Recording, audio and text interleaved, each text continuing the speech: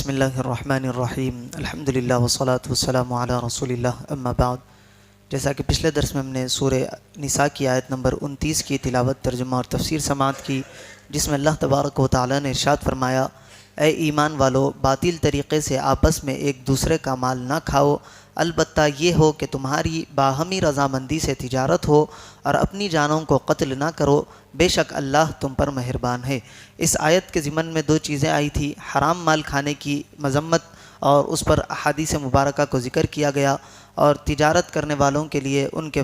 حدیث میں جو فضائل آئے ہیں اس کو ذکر کیا گیا۔ اب ہم یہاں 14 آداب تجارت کے بیان کرتے ہیں، جن میں سے اکثر آداب ایسے ہیں جن پر عمل کرنا ہر تاجر کے لیے، ہر کاروبار کرنے والے کے لیے شرعاً لازم ہے۔ پہلا یہ ہے کہ تاجر کو چاہیے کہ وہ روزانہ صبح کے وقت اچھے ارادے یعنی نیتیں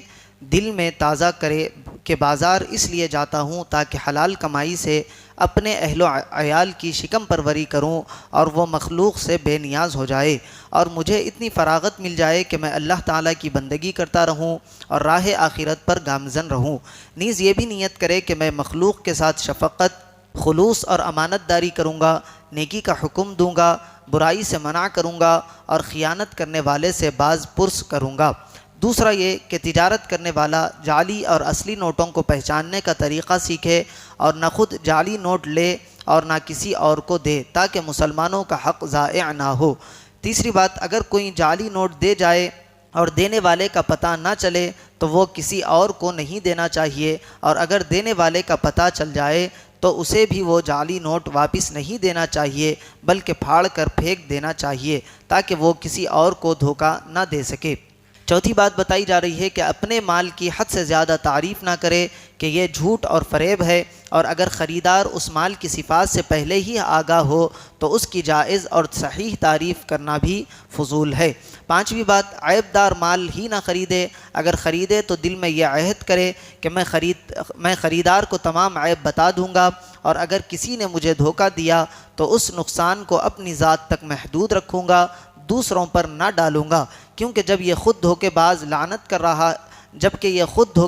پر لعنت کر رہا ہے تو اپنی ذات کو دوسروں کی لعنت میں شامل نہیں کرنا چاہیے۔ چھٹی بات بتائی جا رہی ہے کہ اگر اپنے پاس موجود صحیح مال میں کوئی عیب پیدا ہو گیا ہو تو اسے گاہک سے نہ چھپائے، ورنہ ظالم اور گناہگار ہوگا۔ ساتویں بات بتائی جا رہی ہے کہ وزن کرنے اور ناپنے میں فریب نہ کرے بلکہ پورا تولے اور پورا ناپے۔ آٹھویں بات بتائی جا رہی ہے کہ اصل قیمت کو چھپا کر کسی آدمی کو قیمت میں دھوکہ نہیں دینا چاہیے۔ نویں بات بتائی جا رہی ہے کہ بہت زیادہ نفع نہ لے اگرچہ خریدار کسی مجبوری کی وجہ سے اس زیادتی پر راضی ہو۔ 10ویں بات بتائی جا رہی ہے کہ محتاجوں کا مال زیادہ قیمت سے خریدے تاکہ انہیں بھی مسرت نصیب ہو، جیسے بیوہ کا سوت اور وہ پھل جو فقراء کے ہاتھ سے واپس آیا ہو، کیونکہ اس طرح کی چشم پوشی صدقے سے بھی زیادہ فضیلت رکھتی ہے۔ 11ویں بات بتائی جا رہی ہے کہ قرض خواہ کے تقاضے سے پہلے اس کا قرض ادا کر دے اور اسے اپنے پاس بلا کر دینے کی بجائے اس کے پاس جا کر دے۔ 12ویں بات بتائی جا رہی ہے جس شخص سے معاملہ کرے اگر وہ معاملے کے بعد پریشان ہو تو اس سے معاملہ فسخ یعنی کینسل کر دے۔ 13ویں بات بتائی جا رہی ہے کہ دنیا کا بازار اسے آخرت کے بازار سے نہ روکے، اور آخرت کا بازار مساجد ہیں۔ 14ویں بات بتائی جا رہی ہے کہ بازار میں زیادہ دیر رہنے کی کوشش نہ کرے، مثلا سب سے پہلے جائے اور سب کے بعد آئے۔ اب آخری آیت کا جو حصہ ہے، اللہ تعالیٰ ارشاد فرماتا ہے، وَلَا تَقْتُلُوا أَنفُسَكُمْ، اور اپنی جانوں کو قتل نہ کرو، یعنی ایسے کام کر کے جو دنیا و آخرت میں ہلاکت کا باعث ہو اپنی جانوں کو قتل نہ کرو۔ خود کو ہلاک کرنے کی مختلف صورتیں ہیں اور ان میں سے 4 یہاں ذکر کی جاتی ہے۔ پہلی یہ ہے کہ مسلمانوں کا ایک دوسرے کو قتل کرنا خود کو ہلاک کرنا ہے، کیونکہ احادیث میں مسلمانوں کو ایک جسم کی مانند فرمایا گیا ہے،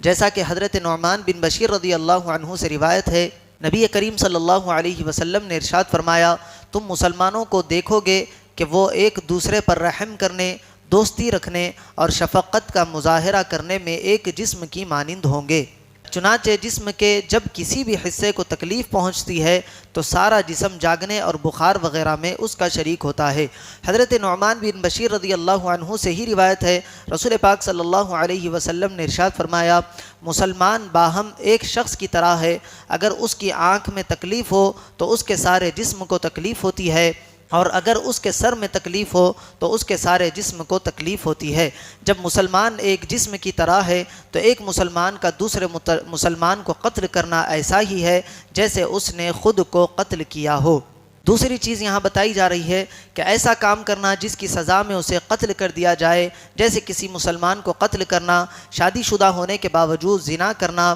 یا مرتد ہونا بھی خود کو ہلاک کرنے کی صورتیں ہیں۔ یاد رہے کہ زنا کرنا اور کسی مسلمان کو ناحق قتل کرنا کبیرہ گناہ ہے۔ زنا کے بارے میں اللہ تعالیٰ ارشاد فرماتا ہے وَلَا تَقْرَبُوا الزِّنَا إِنَّهُ كَانَ فَاحِشَةً، اور بدکاری کے پاس نہ جاؤ، بے شک یہ بے حیائی ہے، وساء سبیلا، اور بہت ہی برا راستہ ہے۔ اور کسی مسلمان کو ناحق قتل کرنے والے کے بارے میں اللہ تعالیٰ ارشاد فرماتا ہے وَمَن يَقْتُلْ مُؤْمِنًا مُتَعَمِّدًا فَجَزَاؤُهُ جَهَنَّمُ خَالِدًا فِيهَا، اور جو کسی مسلمان کو جان بوجھ کر قتل کر دے تو اس کا بدلہ جہنم میں ہے جہاں وہ عرصہ دراز تک رہے گا۔ وَغَضِبَ اللَّهُ عَلَيْهِ وَلَعَنَهُ وَأَعَدَّ لَهُ عَذَابًا عَظِيمًا، اور اللہ نے اس پر غضب کیا اور اس پر لعنت کی اور اس کے لیے بڑا عذاب تیار کر رکھا ہے۔ اور مرتد ہونے والوں کے بارے میں، مرتد کہتے ہیں اسلام کو چھوڑ دینا، مرتد ہونے والوں کے بارے میں اللہ تعالیٰ ارشاد فرماتا ہے وَمَن يَرْتَدِدْ مِنْكُمْ عَنْ دِينِهِ فَيَمُتْ وَهُوَ كَافِرٌ فَأُولَٰئِكَ حَبِطَتْ أَعْمَالُهُمْ فِي الدُّنْيَا وَالْآخِرَةِ وَأُولَٰئِكَ أَصْحَابُ النَّارِ هُمْ فِيهَا خَالِدُونَ، اور تم میں جو کوئی اپنے دین سے مرتد ہو جائے پھر کافر ہی مر جائے تو ان لوگوں کے تمام اعمال دنیا و آخرت میں برباد ہو گئے اور وہ دوزخ والے ہیں اور اس میں ہمیشہ رہیں گے۔ تیسری بات بتائی جا رہی ہے کہ خود کو ہلاک کرنے کی تیسری صورت خودکشی کرنا ہے۔ خودکشی بھی حرام ہے۔ حدیث شریف میں ہے، حضرت ابو ہریرہ رضی اللہ عنہ سے مروی ہے، سرکار دو عالم صلی اللہ علیہ وسلم نے ارشاد فرمایا جس نے اپنا گلا گھونٹا تو وہ جہنم کی آگ میں اپنا گلا گھونٹتا رہے گا، اور جس نے خود کو نیزہ مارا وہ جہنم کی آگ میں خود کو نیزہ مارتا رہے گا۔ حضرت ابو ہریرہ ہی سے روایت ہے، سرور دو عالم صلی اللہ علیہ وسلم نے ارشاد فرمایا جو پہاڑ سے گر کر خودکشی کرے گا وہ نار دوزخ میں ہمیشہ گرتا رہے گا، اور جو شخص زہر کھا کر خودکشی کرے گا وہ جہنم کی آگ میں ہمیشہ زہر کھاتا رہے گا۔ جس نے لوہے کے ہتھیار سے خودکشی کی تو وہ دوزخ کی آگ میں وہ ہتھیار اس کے ہاتھ میں ہوگا اور وہ اس سے اپنے آپ کو ہمیشہ زخمی کرتا رہے گا۔ اسی طرح چوتھی بات بتائی جا رہی ہے کہ ایسا کام کرنا جس کے نتیجے میں کام کرنے والا دنیا یا آخرت میں ہلاکت میں پڑ جائے، جیسے بھوک ہڑتال کرنا یا باطل طریقے سے مال کھانا وغیرہ۔